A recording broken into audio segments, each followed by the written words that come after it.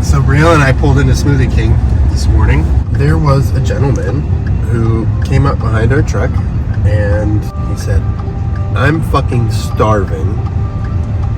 Can you please help me with something to eat?"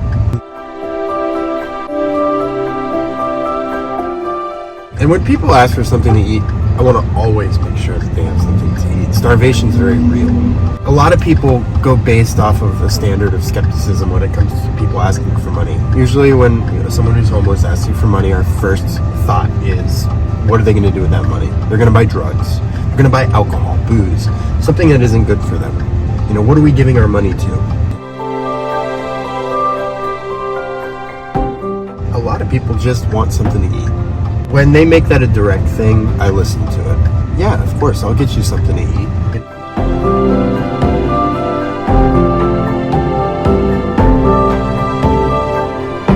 And this gentleman had quite the story. I listened to him. I got out of the truck. You can have a really conscious conversation with someone who's living on the street. You should never judge a book by its cover, ever. And whenever I see somebody who's out there and they're hurting, it's my duty as another human to help another human out. Even people who aren't homeless, trying to figure out what life is. What's life handing you? Well, it's what you're making of life. And not all people are great people, but deep down inside they are. So when you give yourself a moment of your time and you just listen to a story, like we'll call this guy Pete, right? I don't know his name, but Pete. He's a veteran, he's served our country and he's done the best that he can, and he made six figures. He had a normal life, like most people.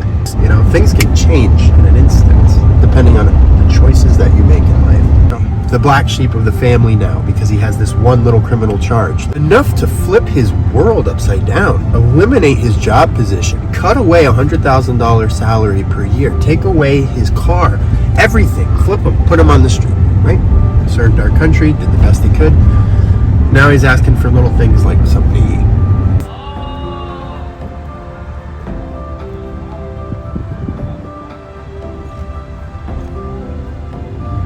Everyone has a story. To be a good person, to grow your consciousness, it's imperative and paramount that you listen to other people. If this world had more people who were giving and caring, and could stand together and give somebody who's less fortunate than you the time of day to listen to them and help them, it would eliminate all poverty around this nation. If there were people helping out every single day in every single city, it would help change the world forever. It's about standing together. It's about coming together. It's about listening to one each other. This is a major change of evolution in our life right now at this time.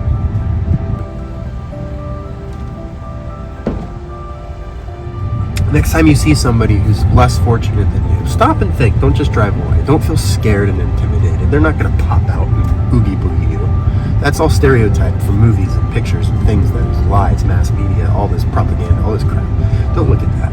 Look at who you are inside. Feel out the situation. You can feel the energy of other people. If that person looks desperate, offer something. Because that offer is karmic.